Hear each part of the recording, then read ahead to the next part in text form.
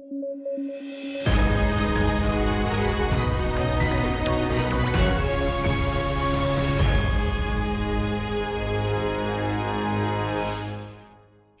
देखें आज के रैपिड न्यूज में क्या है खास। डोनाल्ड ट्रंप के जीतने के बाद सोशल मीडिया पर 4B मूवमेंट काफी सुर्खियां बटोर रहा है। डोनाल्ड ट्रंप की जीत से अमेरिका में महिलाएं खुश नहीं हैं और वे ट्रंप की जीत के लिए पुरुषों को जिम्मेदार मान रही हैं। इसका विरोध करने के लिए वो 4B मूवमेंट चला रही हैं। हालांकि ये मूवमेंट नया नहीं है, इसकी शुरुआत दक्षिण कोरिया से हुई थी, जो 2016 में एक महिला की हत्या और महिलाओं के खिलाफ हिंसा के बढ़ते मामलों के बीच उभरा था। 4B शब्द 4 कोरियाई शब्दों से मिलकर बना है। चारों शब्दों की शुरुआत बाई से होती है, जिसका अर्थ है कोरियाई भाषा में नो, और ये 4 शब्द हैं बिहोन, बिचुलसन, बियोनाय और बिसेक्सेव, जिसका मतलब है दूसरे जेंडर के साथ विवाह, बच्चे पैदा करना, पुरुषों के साथ डेटिंग और फिजिकल रिलेशन रखने से मना करना है। फ्रांस अपनी सेना को मजबूत बनाने के लिए भारत के Pinaka multi barrel rocket launcher system पर विचार कर रहा है। पिनाका सिस्टम भारतीय रक्षा अनुसंधान और विकास संगठन DRDO द्वारा विकसित किया गया है और यह 44 सेकंड में 12 रॉकेट लॉन्च कर सकता है। इसकी रेंज 38 किलोमीटर है, जिसे बढ़ाकर 75 किलोमीटर तक किया जा रहा है। इसके अलावा भारत और फ्रांस संयुक्त रूप से सैन्य अभ्यास, लड़ाकू विमान, पनडुब्बी और जेट इंजन जैसे उपकरणों का विकास भी कर रहे हैं।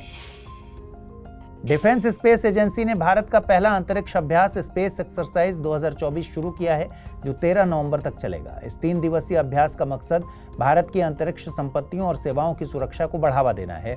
इसमें भारतीय सेना, नौसेना, वायुसेना, DRDO, इसरो और अन्य रक्षा एजेंसियों के अधिकारी शामिल होंगे। इस अभ्यास के दौरान अंतरिक्ष से जुड़ी सुरक्षा खामियों का मूल्यांकन किया जाएगा, जो भविष्य में भारत की सुरक्षा के लिए सहायक सिद्ध हो सकता है। कश्मीर का होकरसर वेटलैंड पानी की कमी से जूझ रहा है। इससे प्रवासी पक्षियों की संख्या में कमी आई है। यह एक रामसर साइट है। होकरसर वेटलैंड 1969 में करीब 18.13 स्क्वायर किलोमीटर क्षेत्र में फैला था, जो घटकर अब 13.75 स्क्वायर किलोमीटर रह गया। यह वेटलैंड साइबेरिया, चीन और यूरोप से आने वाली प्रवासी पक्षियों के लिए एक महत्वपूर्ण स्थल है। इस सीजन में यहाँ केवल 500 प्रवासी पक्षियां आई हैं, जो कि 2016 के बाद से सबसे कम संख्या है। इस घटते क्षेत्र का असर पक्षियों के प्रवास पर पड़ रहा है। इसके अलावा अवैध खनन और अतिक्रमण ने भी इस समस्या को बढ़ावा दिया है। South Asian telecommunication regulators council SATRC की 25वीं कॉन्फ्रेंस नई दिल्ली में आयोजित की जा रही है, जो 13 नवंबर तक चलेगी। इसमें दक्षिण एशिया के टेलीकम्युनिकेशन रेगुलेटर्स नई रणनीतियों पर चर्चा करेंगे। इस कॉन्फ्रेंस का मकसद यूनिफाइड रेगुलेटरी एजेंडा तैयार करना है, जिसमें सर्विस प्रोवाइडर और कंज्यूमर दोनों शामिल हों। इस कॉन्फ्रेंस को APT यानी एशिया पैसिफिक टेलीकम्युनिटी द्वारा आयोजित किया जा रहा है और ट्राई यानी telecom regulatory authority of India द्वारा इसे होस्ट किया जा रहा है। APT एक अंतर सरकारी संगठन है। यह UN economic and social commission for Asia and the Pacific और इंटरनेशनल टेलीकम्युनिकेशन यूनियन की एक संयुक्त पहल है, जिसकी स्थापना फरवरी 1979 में की गई थी।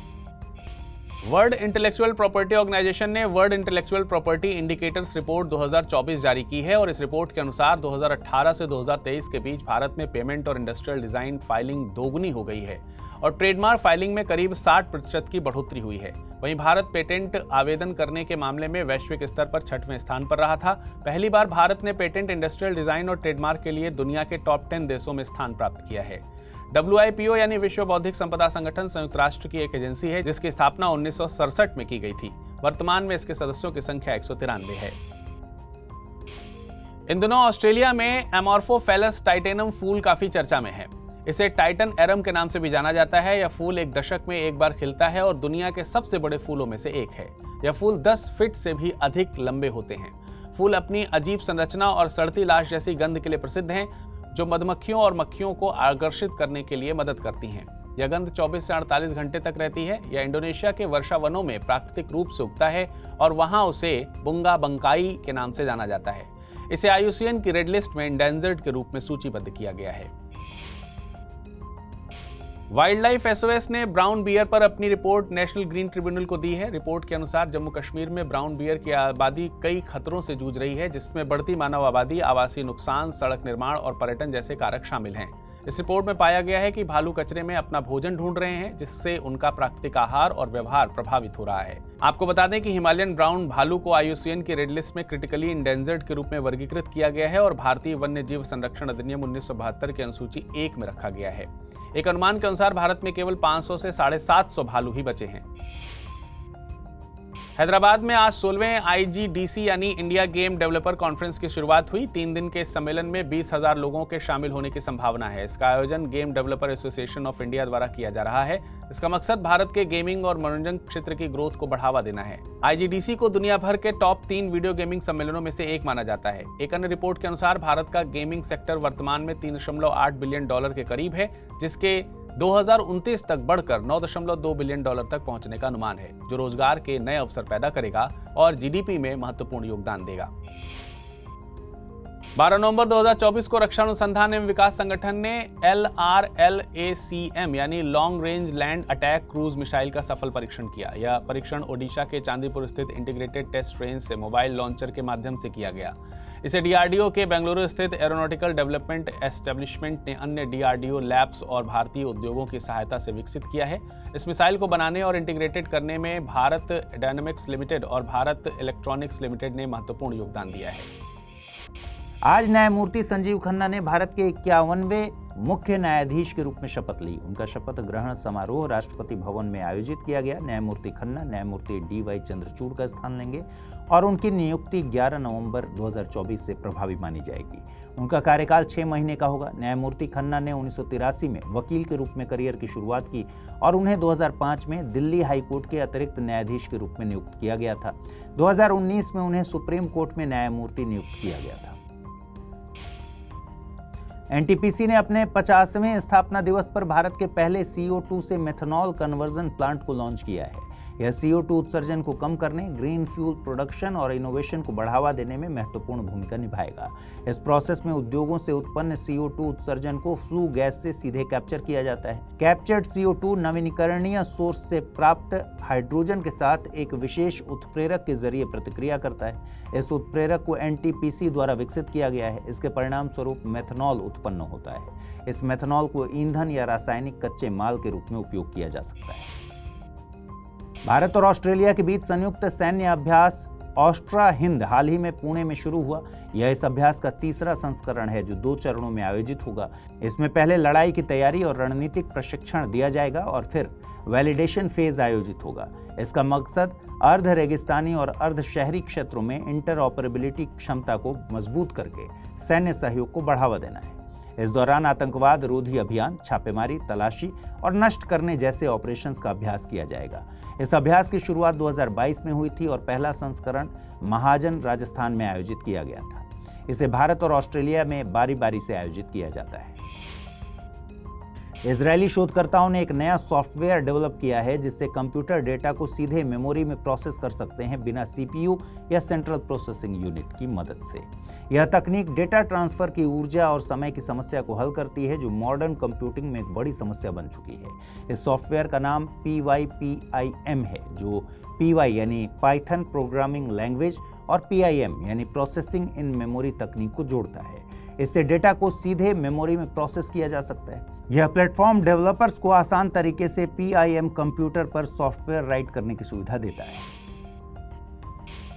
QS world university ranking Asia 2025 जारी की गई। इसे हर साल क्वाक्वेरली साइमंड्स द्वारा जारी किया जाता है। यह एशिया की टॉप यूनिवर्सिटी की सूची प्रस्तुत करता है जो 11 संकेतकों पर आधारित होती है। इस साल पेकिंग यूनिवर्सिटी पहले स्थान पर है। उसके बाद क्रमशः हांगकांग यूनिवर्सिटी और सिंगापुर नेशनल यूनिवर्सिटी का स्थान आता है। इस वर्ष भारत के 2 संस्थान को टॉप 50 में स्थान मिला है। वहीं टॉप 100 में भारत की टोटल 7 यूनिवर्सिटीज शामिल हैं। इन 7 यूनिवर्सिटीज़ में सबसे पहला स्थान IIT दिल्ली का है। वो इस वर्ष 44वें स्थान पर रहा। उसके बाद IIT बॉम्बे 48वें स्थान पर, IIT मद्रास 56वें स्थान पर रहा है।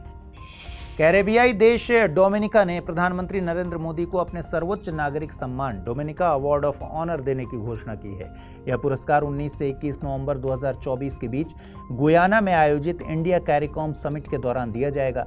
इस पुरस्कार को कोविड-19 महामारी के दौरान डोमिनिका की मदद करने और भारत डोमिनिका साझेदारी को मजबूत करने में उनकी भूमिका के लिए दिया जा रहा है। गृह मंत्रालय ने CISF यानी सेंट्रल इंडस्ट्रियल सिक्योरिटी फोर्स की पहली महिला बटालियन की स्थापना को मंजूरी दी है। इस बटालियन में 1000 से अधिक महिलाएं होंगी और इसका मकसद महिलाओं को सशक्त बनाना और राष्ट्रीय सुरक्षा में उनकी भूमिका को बढ़ाना है। यह कदम VIP सुरक्षा, हवाई अड्डों और अन्य महत्वपूर्ण स्थानों पर बढ़ती मांगों को देखते हुए उठाया गया। इसे रिजर्व बटालियन नाम दिया गया है और इसका नेतृत्व एक वरिष्ठ कमांडेंट अधिकारी करेंगे। CISF केंद्रीय औद्योगिक सुरक्षा बल अधिनियम 1968 के तहत स्थापित एक सशस्त्र पुलिस बल है। यह गृह मंत्रालय के अधीन काम करता है। वर्तमान में यह Z+, Z, X और Y जैसी सुरक्षा श्रेणियों में प्रोटेक्टेड व्यक्तियों को भी सुरक्षा प्रदान कर रहा है। हर साल 14 नवंबर को वर्ल्ड डायबिटीज डे के रूप में मनाया जाता है। इस वर्ष की theme breaking barriers, bridging gaps रखी गई है। डायबिटीज एक गंभीर बीमारी है जिसमें शरीर में इंसुलिन की कमी या इफेक्टिव यूज की समस्या होती है। इसके चलते ब्लड में शुगर लेवल बढ़ जाता है। आपको बता दें कि इस दिन की स्थापना 1991 में इंटरनेशनल डायबिटीज फाउंडेशन और विश्व स्वास्थ्य संगठन ने मिलकर की थी और 2006 में संयुक्त राष्ट्र ने इस दिन को मान्यता दी थी। फ्रेडरिक बेंटिंग के जन्मदिन को डायबिटीज डे के रूप में चुना गया था। उन्होंने चार्ल्स बेस्ट के साथ मिलकर इंसुलिन की खोज की थी। इसके अलावा 2007 में ब्लू सर्कल लोगो को डायबिटीज जागरूकता के प्रतीक के रूप में अपनाया गया।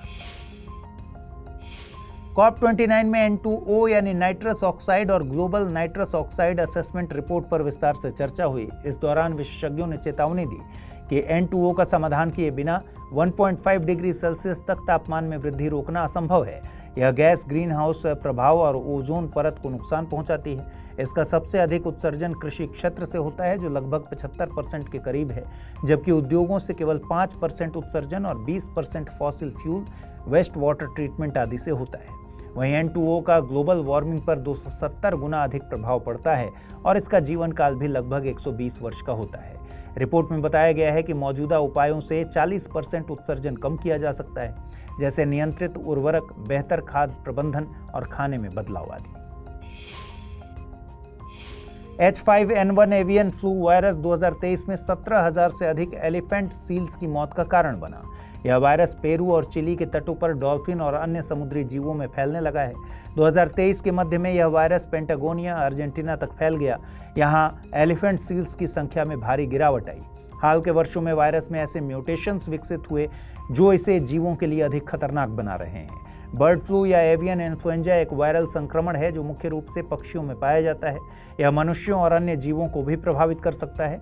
बर्ड फ्लू के कई प्रकार होते हैं जिनमें से H5N1 को सबसे आम और घातक माना जाता है। इसके अलावा H7H8 जैसे वायरस भी संक्रमण का कारण बनते हैं। IITF यानी इंडिया इंटरनेशनल ट्रेड फेयर का 43वां संस्करण आज नई दिल्ली में शुरू हुआ। इस वर्ष IITF का फोकस राज्य झारखंड है, जबकि बिहार और उत्तर प्रदेश इसके भागीदार राज्य हैं। इस ट्रेड फेयर में 11 देश हिस्सा ले रहे हैं, जिनमें चीन, ईरान, स्वीडन, थाईलैंड, लेबनान और UAE आदि शामिल हैं। हाल ही में CSIR national institute of science communication and policy research और गुरुग्राम विश्वविद्यालय द्वारा आयोजित एक सम्मेलन में स्वास्तिक पहल के महत्व पर जोर दिया गया। स्वास्तिक का मतलब scientifically validated societal traditional knowledge है। इस पहल का मकसद ट्रेडिशनल नॉलेज और मॉडर्न साइंस के बीच एक ब्रिज बनाना है और इन पारंपरिक प्रथाओं के वैज्ञानिक पहलुओं को उजागर करना है। इसे CSIR national institute of science communication and policy research द्वारा शुरू किया गया था, जो कृषि, चिकित्सा, पर्यावरण आदि विभिन्न क्षेत्रों से ट्रेडिशनल नॉलेज की पहचान करती है। इसके बाद विशेषज्ञ और शोधकर्ता मिलकर इन प्रथाओं का वैज्ञानिक सत्यापन करते हैं और फिर इसे विभिन्न चैनलों के माध्यम से साझा करते हैं। प्रधानमंत्री नरेंद्र मोदी ने दिल्ली में पहले बोडोलैंड महोत्सव का उद्घाटन किया। इस 2 दिवसीय महोत्सव में भाषा, साहित्य और संस्कृति पर आधारित एक बड़ा कार्यक्रम आयोजित किया जा रहा है। यह महोत्सव असम, पश्चिम बंगाल, नेपाल के अन्य हिस्सों और अंतर्राष्ट्रीय सीमावर्ती क्षेत्रों में रहने वाले बोडो लोगों को एकीकृत करेगा।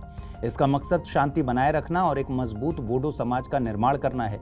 महोत्सव की थीम समृद्ध भारत के लिए शांति और सद्भाव है।